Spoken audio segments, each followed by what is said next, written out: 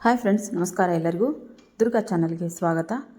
ನಾನಿವತ್ತು ನಮ್ಮ ದುರ್ಗಾದೇವಿಯ ಘಟಸ್ಥಾಪನೆಯ ಪೂಜೆ ಮಾಡಿರೋದನ್ನು ಇಲ್ಲಿ ನಾನಿವತ್ತು ವಿಡಿಯೋ ಹಾಕ್ತಿದ್ದೀನಿ.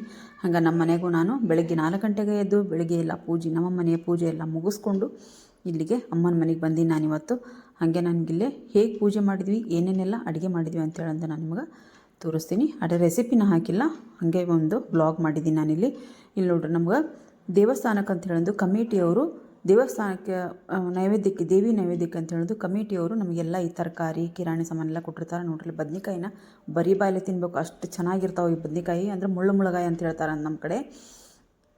ಇಲ್ಲಿ ಕರಿಬೇವು, ಕೊತ್ತಂಬರಿ, ಟೊಮೆಟೊ ಹಣ್ಣು, ಹಸಿಮೆಣ್ಸಿನ್ಕಾಯಿ ಎಲ್ಲದರಿಂದನೂ ಅವ್ರು ನಮ್ಗೆ ಕೊಟ್ಟಿರ್ತಾರೆ. ಅಂದ್ರೆ ಗುಡಿ ವತಿಯಿಂದ ಈ ನೈವೇದ್ಯನ ಅವರು ಮಾಡಿಸ್ತಾರೆ. ಹಾಗಾಗಿ ಎಲ್ಲನೂ ಕೊಟ್ಟಿರ್ತಾರೆ. ಇಲ್ಲೇ ನಮ್ಮ ಅತ್ತೆ ಮಾಮ ಬಂದಾರ, ಇಬ್ಬರು ಊರಿಂದ ಬಂದಾರ. ಇವರು ನಮ್ಮ ತಾಯಿ. ಅಲ್ಲಿ ನನ್ನ ಸೊಸೆ ನಿಂತ್ಕೊಂಡೈತಿ, ಅದನ್ನು ತೋರಿಸಿದೆ ನಾನು. ಹಾಗೆ ಇಲ್ಲಿ ಒಬ್ಬರು ನಮ್ಮ ಅತ್ತೆ, ಇನ್ನೊಬ್ಬರು ಅತ್ತೆಯಾರು ಬಂದರು. ಇವರೇ ಒಂದು ಚಿಕನ್ ರೆಸಿಪಿ ಮಾಡಿ ಹಾಕಿರೋದು, ಹಂಗೆ ಮಸಾಲೆ ಖಾರ ಮಾಡಿ ಹಾಕಿರೋದು, ಇವ್ರ ರೆಸಿಪಿನೇ ನಾನು ಮಾಡಿ ಹಾಕಿರೋದು. ಇಲ್ಲಿ ನೋಡ್ರಿ, ನನಗೆ ಈ ವಿಡಿಯೋ ಮಾಡ್ಕೊತ ನಿಂತ್ಕೊಂಡ್ಕ ಯವ್ವ ಇದ್ರಾಗ ವಿವೇಕನವ ನಿನಗಿದು ಈ ಕಡಿಬಿಡಿ ಒಳಗೆ ಅಂತ ಹೇಳಂದು ಹಣಿ ಎಣ್ಣೆ ಚಿಚ್ಕೊಂತಾಳೆ ನಮ್ಮ ಅತ್ತೆ. ಈ ಸಾರಿಂದು ಎಲ್ಲ ರೆಸಿಪಿ ಹೇಳಿ ನನಗೆ ಅಂತ ಹೇಳಿ ಬಂದು ನಾನು ಈ ಗಡಿಬಿಡಿ ಒಳಗೆ ಆಗಂಗಿಲ್ವಾ. ನೋಡ್ರಿ, ಇವರು ಸಣ್ಣ ಅತ್ತೆಯರು ಆಗಲೇ ಬಂದ್ರಲ್ಲ, ಇಬ್ಬರು ಬಂದಾರ. ಈ ಸರ್ತಿ ಭಾಳ ವರ್ಷಕ್ಕೆ ಬಂದಾರ. ಮೊದಲಿಗೆಲ್ಲ ಹೋದ ವರ್ಷ ಆಚೆ ವರ್ಷ ಎಲ್ಲ ಬಂದಿದ್ದಿಲ್ಲ. ಈ ವರ್ಷ ಏನೋ ಖಾಲಿ ಇದ್ದೀನಿ ಅಂತೇಳಿ ಬಂದಾರ. ಎಲ್ಲರೂ ಒಂಥರ ಹಬ್ಬದಾಗ ಕೂಡಿದಾಗ ಒಂಥರ ಖುಷಿ ಇರ್ತೈತಿ, ಚೆನ್ನಾಗಿ ಅನಿಸುತ್ತಲ್ಲ. ಎಲ್ಲರೂ ಒಬ್ಬೊಬ್ರು ಕೆಲಸ ಹಂಚ್ಕೊಂಡು ಕೆಲಸ ಮಾಡ್ತಿರ್ತೀವಿ. ಹಂಗೆ ಎಷ್ಟೇ ಕೆಲಸ ಇದ್ರೂ ಅದು ಮಾತಾಡ್ಕೊತ ನಕ್ಕೊತ ಎಲ್ಲ ಕೆಲಸ ಮಾಡಿಬಿಟ್ರೆ ಕೆಲಸ ಮಾಡಿದ್ದು ಶ್ರಮಾನ ನಮಗೆ ಅನ್ಸಂಗಿಲ್ಲ. ಅತ್ತೆ ಸಾರು ಮಾಡಕೊಂತಾಳ, ಆಕೆ ಜೊತೆಗೆ ನಾನು ಏನೇನೋ ತರಲೆ ಮಾಡ್ಕೊತ ಅಡುಗೆ ಮಾಡೋಕೆ ಹಚ್ಚಿದ್ದೆ. ಸಾರಿಗೆ ರೆಡಿ ಮಾಡ್ಕೊಳವಂತಾಳೆ ಆಕೆ. ಅದಕ್ಕೋಸ್ಕರ ಏನೇನು ಹಾಕಿದೆ ಅಂತ ಅಂದೇಳಿ ಕೇಳಿ ನಾನು ಹೇಳ್ತಾ ನೋಡ್ರಿ. ಕಟ್ಟಿನ ಸಾರು ಪಟ ಹೇಳಿ. ಚಕ್ಕಿ, ಲವಂಗ, ಏಲಕ್ಕಿ, ಮೆಂತ್ಯ ಕಾಳು, ಜೀರಿಗೆ, ಕಡಲೆಬೇಳೆ, ಉದ್ದಿನಬೇಳೆ, ಇದು ಮತ್ತು ಜೀರಿಗೆ, ಮೆಂತ್ಯ ಕಾಳು, ಕರಿಬೇವು, ಈರುಳ್ಳಿ ಮತ್ತು ಹಳೀಜ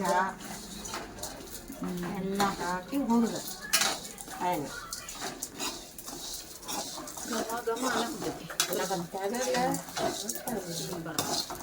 ನಿಜವಾಗ್ಲೂ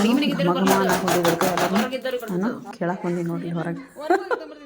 ಘಮ ಅನ್ನೋಂಥದ್ದು ಅಂತ ಹೇಳಂತ ಕೇಳಕ್ಕೆ ಬಂದೀನಿ ಹೊರಗೆ. ನಿಜವಾಗ್ಲೂ ಭಾಳನೇ ಕಟ್ಟಿನ ಸಾರಿನ ಘಮ ಬರೋಂತಿತ್ತು. ಹಂಗಾಗಿ ಇವರು ನಮ್ಮ ದೊಡ್ಡತ್ತಿರು ನಮ್ಮ ತಾಯಿ ಪಕ್ಕ ಕೂತ್ಕೊಂಡ್ರು. ಅವ್ರಿಗೆ ಹುಷಾರಿಲ್ಲ ಒಂದು ಸ್ವಲ್ಪ, ಹಂಗಾಗಿ ರೆಸ್ಟಿಗೆ ಕೂತ್ಕೊಂಡಾರು, ಕೆಲ್ಸಕ್ಕೆ ಬಂದಿಲ್ಲ ಒಳಗೆ.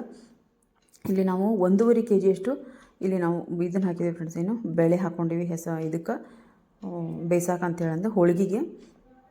1.5 kg ಬೇಳೆಗೆ 1.5 kg ಹಿಟ್ಟನ್ನು ಅಲ್ಲಿ ನಾದ್ಕೊಂಡಿವಿ ನಾವು ಹೋಳಿಗೆಗೆ. ಮತ್ತು ಬೆಲ್ಲನೂ 1.5 kg ತೊಗೊಂಡಿವಿ. ಇಲ್ಲಿ ಸಮ ಪ್ರಮಾಣದಾಗ ಎಲ್ಲನೂ ತೊಗೊಂಡಾರ. ಎಲ್ಲ ನಮ್ಮ ಅತ್ತೆಯರೆಲ್ಲ ಇಷ್ಟಿಷ್ಟು ದೊಡ್ಡ ಅಡುಗೆ ನಮಗೆ ಮಾಡೋಕೆ ಇದಾಗಂಗಿಲ್ಲ. ಹಾಗಾಗಿ ಅವರೆಲ್ಲ ರೆಡಿ ಮಾಡಿ ಕೊಟ್ಟಿರ್ತಾರೆ. ಅವಾಗ ನಾವು ಅದನ್ನು ಹಿಂದಿಂದ ನಾವು ಕೆಲಸ ಮಾಡಿದಿರ್ತೇವೆ. ನಮ್ಮ ತಂಗಿನೂ ಒಬ್ಬಾಕಿ ಬರೋಕ್ಕಿದ್ಲು ಬೆಂಗಳೂರಿಂದ. ಆಕೆಗೇನೋ ಬಸ್ ಏನೋ ಮಿಸ್ ಆಯ್ತು ಅಂತೇಳಂದು ಬರಲಿಲ್ಲ. ಇವತ್ತು ಬಹುಶಃ ನಾಳೆ ಬಂದ್ರೆ ಬರಬಹುದು ಅನಿಸ್ತೈತಿ. ನೋಡ್ರಿ, ಎಲ್ಲ ನಾನು ಅದನ್ನೆಲ್ಲನೂ ಅದಕ್ಕೆ ಬಸ್ಸಿದ್ದೆಲ್ಲ ಹಾಕಿ ಚೆನ್ನಾಗಿ ಅದನ್ನ ಮಿಕ್ಸ್ ಮಾಡಿ ಮತ್ತೆ ಒಂದು ಸರ್ತಿ ಸರಿಯಾಗಿ ಮಿಕ್ಸ್ ಮಾಡಿ ಅದನ್ನು ಬೇಕಿಟ್ಕೊಂಡರಲ್ಲಿ. ಇಲ್ಲಿ ನಾವೇನು ಸಾರಿಗೆಲ್ಲ ನಾವು ಹುರ್ಕೊಂಡಿದ್ವಲ್ಲ ಅದನ್ನು ನಾವಿಲ್ಲಿ ರುಬ್ಕೊಳಕ್ಕೆ ಮಿಕ್ಸಿ ಹಾಕೊಳವಂತಾಳತ್ತೆ. ಇದನ್ನ ಆಮೇಲೆ ಕೊಬ್ಬರಿನೂ ಒಂದು ಸ್ವಲ್ಪ ಅದಕ್ಕೆ ಹಾಕಿ ಮತ್ತು ಕೊತ್ತಂಬರಿನೂ ಒಂದು ಸ್ವಲ್ಪ ಹಾಕಿ ರುಬ್ಕೊತಾರೆ. ಭಾಳ ಚೆನ್ನಾಗಾಗಿತ್ತು ಆ ಕಟ್ಟಿನ ರಸಿ. ಇವರು ಅಡುಗೆ ಭಾಳ ಚೆನ್ನಾಗಿ ಮಾಡ್ತಾರೆ. ಹಂಗೆ ಅದಕ್ಕಾಗಿ ನಾನು ಹಿಂದೆ 1-2 ರೆಸಿಪಿ ಅವ್ರು ಮಾಡಿದಾಗ ನಾನು ಹೇಳಿದ್ದೀನಿ. ಹಂಗೆ ಅದನ್ನೆಲ್ಲ ರುಬ್ಕೊಂಡಿದ್ದನ್ನೆಲ್ಲ ನೋಡ್ರಲ್ಲಿ ಇದಕ್ಕೆ ಎಣ್ಣೆ ಹಾಕಿ ಅದಕ್ಕೆ ಇಂಗು ಮತ್ತು ಖಾರ ಹಾಕಿ ಒಂದು ಸ್ವಲ್ಪ ಕರಿಬೇವು ಹಾಕಿ ಎಲ್ಲ ರುಬ್ಕೊಂಡಿರೋಂಥ ಮಸಾಲೆನೂ ಹಾಕಿ ಅಲ್ಲಿ ಕುದಿಸ್ಕೊಳೋ ಮನೆಗಿಂದೆಲ್ಲ ಕೆಲಸ ಮುಗಿಸ್ಕೊಂಡಾದ ನಂತರ ನಾವು ಸಾಯಂಕಾಲ ದೇವಸ್ಥಾನಕ್ಕೆ ಬಂದಿದ್ದೀವಿ. ದೇವಸ್ಥಾನಕ್ಕೆ ಬಂದಲ್ಲಿ ದೇವಿಗೆ ಉಡಿ ತುಂಬಾಕ ನಮ್ಮ ಅತ್ತೆಯರಿಬ್ಬರು ರೆಡಿ ಮಾಡಕ್ಕೆ ಕುಂತಿದ್ರು. ಇಲ್ಲಿ ನೋಡ್ರಿ, ಅಲಂಕಾರ ಎಷ್ಟು ಚೆಂದ ಆಗೈತೆ ಅಂದ್ರೆ ಅಷ್ಟು ಚೆಂದ ಅಲಂಕಾರ ಆಗೈತಿ. ಇದೆಲ್ಲ ನಮ್ಮ ತಮ್ಮ ಪೂಜೆ ಮಾಡ್ತಾನೆ, ಭಾಳ ಚೆಂದ ಮಾಡ್ತಾನೆ ಪೂಜೆ. ಅವನಿಗೆ ತಲೆಯಾಗ ಹೆಂಗೆ ಬರ್ತೈತೆ ಹಂಗೆಲ್ಲ ಹೂವು ಹಾಕೋದು, ಆಕೆಗೆ ಅಲಂಕಾರ ಮಾಡೋದು, ಆಭರಣ ಹಾಕೋದು ಎಲ್ಲನೂ ಎಲ್ಲ ನಾವು ಸ್ವಲ್ಪ ಕೈಯಾಗ ಸಹಾಯ ಮಾಡ್ತೀವಿ. ಅವಾಗ ಒಂದು ಪೂಜೆ ಮಾಡ್ತಾನೆ. ಇಲ್ಲಿ ನೋಡ್ರಿ, ಇದು ಘಟ್ಟಕ್ಕೆ ಅಂತೇಳಂದು ಇದು ಒಂದು ಕುಂಭ ತುಂಬಿಡ್ತೀವಿ ನಾವು ಇಲ್ಲಿ. ಇದು ಕೆಳಗೆ ಹೊಲದಾಗಿಂದ ತಂದು ಕೊಟ್ಟಿರ್ತಾರೆ ರೈತರ ಮಣ್ಣು. ಅದನ್ನು ಪರಾಣ ಅಂತೀವಿ ನಾವು, ಪರಾಣ ಅಂತೀವಿ. ಅದಕ್ಕೆ ಕೆಳಗೆ ಮೇಲೆ ಮಗಿ ಇಟ್ಟು ಒಂದು ಕಳಶ ಇಟ್ಟಿರ್ತೀವಿ. ಕೆಳಗೆ ಪರಾಣ ಅಂತೀವಿ ನಾವು ಅದಕ್ಕೆ ಮಣ್ಣಿನ ಪರಾಣ ಅಂತೀವಿ. ಅದಕ್ಕೆ ಮಣ್ಣು ಹಾಕಿ ಅದ್ರ ಮೇಲೆ ಗೋಧಿನ ಹಾಕಿರ್ತಾರೆ. ನಾವು ಪ್ರತಿದಿನ ಪೂಜೆ ಮಾಡೋವಾಗ ಅದಕ್ಕೆ ಸ್ವಲ್ಪ ನೀರು ಹಾಕಿ ನಾವು ಪೂಜೆ ಮಾಡ್ತಾ ಇರ್ತೀವಿ. ಮೇಲೆ ಸಸಿ ಎಷ್ಟು ಚೆನ್ನಾಗಿ ಬರ್ತಾವೆ, ಹಬ್ಬ 9 ದಿನ ಅನ್ನೋದ್ರೊಳಗೆ ಎಷ್ಟು ಚೆನ್ನಾಗಿ ಸಸಿ ಬಂದಿರ್ತಾವೆ. ಹಾಗೆ ಇಲ್ಲಿ ದೇವಿಗೆ ನೈವೇದ್ಯ ಮಾಡಾಕೊಂತೀವಿ ನಾವು. ನೋಡ್ರಿ 5 ಹೋಳಿಗೆ ಮತ್ತು ಅನ್ನ, ಬದ್ನಿಕಾಯಿ ಪಲ್ಯ ಇಟ್ಟು ಎಲ್ಲ ನೈವೇದ್ಯ ಮಾಡಿ, ಅಭಿಷೇಕ ನೈವೇದ್ಯ ಮಾಡಿ, ಮತ್ತು ಎಲ್ಲ ನಾವು ಮಾಡಿರೋಂಥ ಅಡುಗೆ ನೈವೇದ್ಯ ಮಾಡಿ, ಮಹಾಮಂಗಳಾರತಿ ಸಮಯ ಮಂಗಳಾರತಿ ಆಯಿತು. ಇಲ್ಲಿ ನೋಡ್ರಿ ಇಷ್ಟು ಚೆನ್ನಾಗಿ ಅಲಂಕಾರ ಆಗೈತಿ. ಹಂಗೆ ಘಟ ಸ್ಥಾಪನೆನೂ ಮಾಡಿ ಆಗೈತಿ. ಈಗ ನಾವು 9 ದಿನ ಆ ದೇವಿನ ನಾವು ಮುಟ್ಟಂಗಿಲ್ಲ. ಬೆಳಗ್ಗೆ ಒಂದು ಸರ್ತಿ ಮಹಾಮಂಗಳಾರತಿ, ಸಾಯಂಕಾಲ ಒಂದು ಸರ್ತಿ ಆಗುತ್ತೆ. ಹಂಗೆ ಇಲ್ಲಿ ನಮ್ಗೆ ಹೊರಗೆ ಪುರಾಣನೂ ಹಚ್ಚಾರ. 9 ದಿನ ಪುರಾಣ ಇರ್ತೈತಿ. ಆಮೇಲೆ ಅನ್ನ ಪ್ರಸಾದನೂ ಇರ್ತೈತಿ. ಎಷ್ಟಾಗುತ್ತೋ ಅಷ್ಟು ನಾನಿಲ್ಲಿ ವಿಡಿಯೋನ ಮಾಡಿ ಹಾಕೋದಕ್ಕೆ ಪ್ರಯತ್ನ ಮಾಡಿದ್ದೀನಿ. ಯಾಕಂದ್ರೆ ಮನ್ಯಾಗ ಕೆಲಸನೂ ಮಾಡಬೇಕು, ಈ ಕಡೆ ವಿಡಿಯೋನೂ ಮಾಡಬೇಕು ಅಂತ ಅಂದ್ರೆ ಆಗಂಗಿಲ್ಲ.